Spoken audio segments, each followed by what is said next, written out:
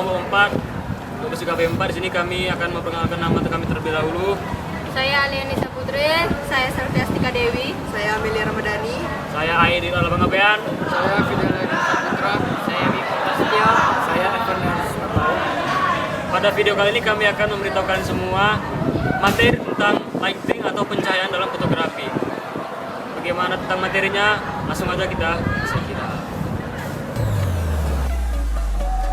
Maksud dan tujuan kami dalam pembuatan video materi lighting ini adalah kami akan menjelaskan apa itu lighting dan cahaya, pengertian lighting dalam fotografi, fungsi dari lighting, sifat cahaya, sumber cahaya, jenis pencahayaan, alat pengontrol cutter light, cara memotret menggunakan teknik lighting, dan jenis-jenis pencahayaan serta efeknya. Pertama, lighting. Lighting adalah teknik mengatur pencahayaan agar gambar yang dihasilkan berkualitas tinggi dengan tingkat fokus yang baik. Selanjutnya, cahaya. Apa itu cahaya? Cahaya dalam fotografi dan videografi adalah unsur yang paling penting dan utama untuk menciptakan sebuah kesan pada gambar, image, dan video. Yang kedua yaitu lighting dalam fotografi apa? Lighting atau pencahayaan dalam fotografi adalah penerangan atau pemberian cahaya yang ditunjukkan untuk menerangi objek maupun keseluruhan ruangan. Selanjutnya ada fungsi dari lighting. Fungsi dari lighting adalah menyinari objek atau subjek, menciptakan gambar artistik, menghilangkan bayangan yang tidak perlu, dan membuat efek khusus. Keempat, sifat cahaya. Sifat cahaya ada 4, yaitu yang pertama, cahaya dapat menembus, yang kedua, cahaya dapat difokuskan, yang ketiga, cahaya dapat dipantulkan, dan keempat, cahaya yang mempunyai warna. Selanjutnya ada sumber cahaya. Nah, sumber cahaya itu terdiri dari 2 jenis. Yang pertama ada natural light, yaitu pencahayaan dalam fotografi yang menggunakan cahaya alami seperti matahari atau bulan sebagai sumber cahayanya. Contohnya, posisikan objek agar terkena sinar matahari, lalu fotokan.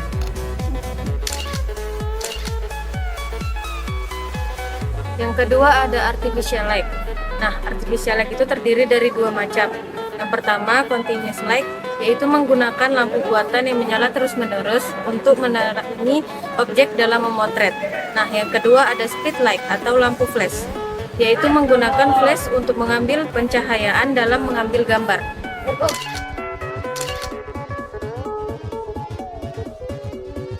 Direct light adalah cahaya langsung mengarah ke arah objek, bisa dari matahari, juga bisa dari lighting atau lampu studio. Intinya cahaya langsung mengarah ke objek.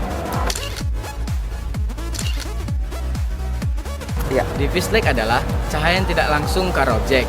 Dengan kata lain, cahayanya terhalang sesuatu. Biasanya menggunakan alat diffuser. Reflected light. Reflected light adalah cahaya yang memantul ke arah objek. Biasanya kita menggunakan alat reflektor untuk menerapkan pencahayaan reflected light. Penerapan reflected light juga bisa dilakukan dengan mengarahkan alat flash ke arah dinding supaya cahaya bisa memantul dari arah dinding. Cutter light. Cutter light adalah salah satu alat dalam job desk sinematografi, khususnya departemen lighting, yang berfungsi sebagai alat pemotong cahaya sesuai dengan kebutuhan cahaya dalam frame. Penerapan cutter light juga bisa digunakan dengan menggunakan alat yang bisa menghalangi cahaya yang mengarah ke arah objek. Intinya cahaya terhalangi oleh sesuatu yang bisa menutup cahaya.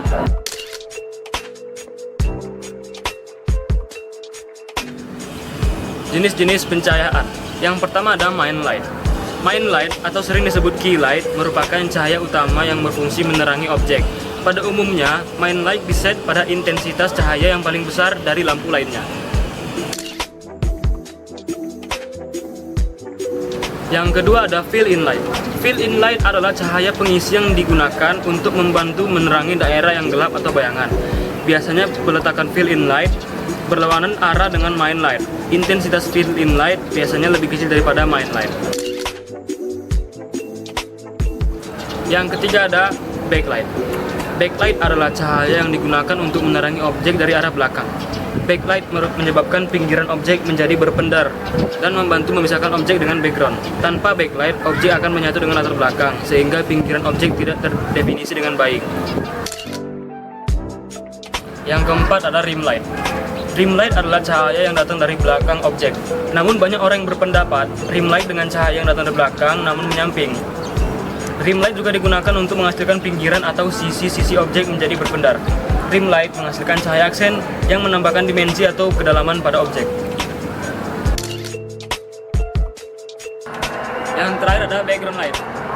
Saat pemotretan background light, kita menggunakan lampu studio dan kita arahkan ke arah background untuk mengambil potretnya. Lalu kita tinggal potret. Yang pertama ada butterfly effect.